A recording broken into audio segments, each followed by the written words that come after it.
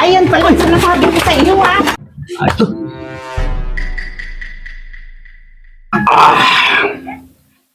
Natusa ko minsan magdilig eh. Ano? Matalino si Panot eh. Pagdilig, pwede mo eh.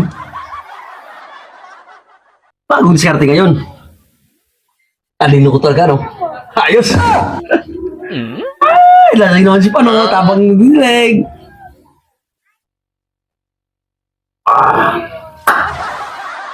Terpon. Ayos! Ha? Ah! Ginagawa mo! Ah! Ginagawa mo! Nagdilig ako.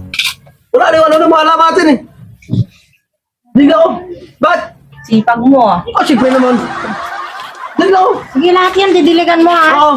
Kasi Wala. medyo mainit na ngayon. Kaya nga eh, araw ko lang dilig ang alaman natin eh. Sige. Ayos! Ayos! Woo! Ang talino ko talaga.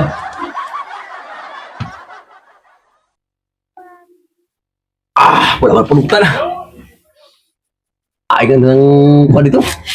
Ay, wala. Pangit pulutan yun. Sampat. Lamig.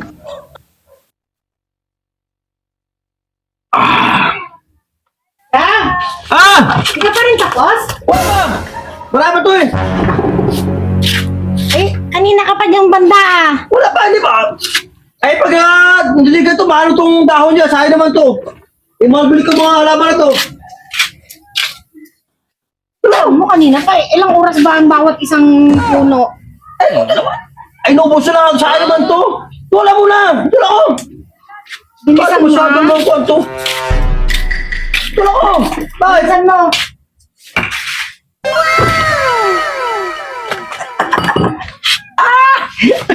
Ano? Matalino pa lang ako. Buti na lang. Oh. Ayos. Ay, wala ko pulutan ah. Dapat. Ayos to. Kakain na tayo.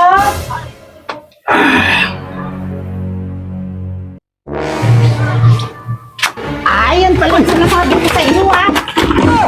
Ay, nako. Talaga kong tao nito. Ang galing eh. Nagdidilig daw, pero kaya palang tagal-tagal, iilan lang ang halaman dyan. Ang tagal matapos. Sa ayos yung panok na to eh.